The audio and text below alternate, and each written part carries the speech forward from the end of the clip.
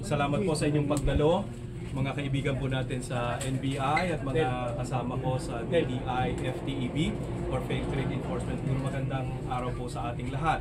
Nandito po tayo sa Barangay Manresa, Quezon City upang iulat sa ating mga kababayan at sa ating mga consumers in particular ito pong magandang operation, joint operation ng NBI at ng DTI Task Force Kalasag kahapon.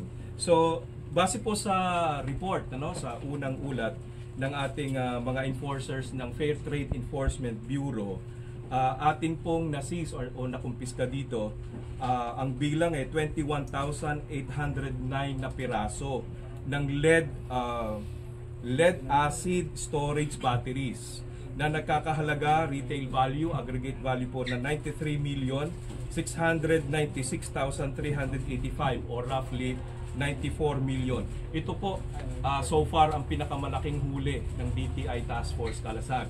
Sakto po ito dahil sa mahigpit po na bilin at utos ni Secretary Chris Roque na paigtingin pa ang pagpapatupad ng mga batas at regulasyon ng DTI upang una tiyakin na parehas o patas ang playing field para sa mga negosyante at ikalawa, protektahan ng ating mga consumer.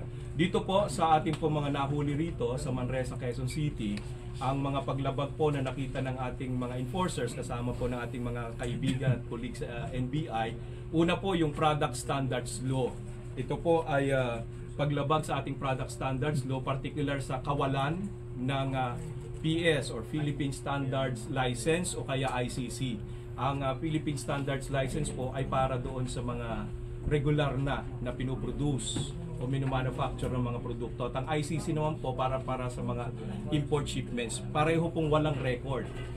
Meron po tayong nahuli rito 17 brands ng lead acid storage batteries. Wala pong PS license, wala rin pong ICC stickers ito. 135 sizes, iba't iba pong sizes or sukat po ang ating nakita dito. So dito pa lang po sa trabahong ito na magkasama ang NBI at saka DTI Task Force Kalasag na nakahuli nga tayo ng roughly 94 million. Idagdag po natin na nung isang linggo, nung isang linggo mula September 2 hanggang September 7, sa Davao Region nakahuli rin po tayo. Ganito rin po, lead acid batteries,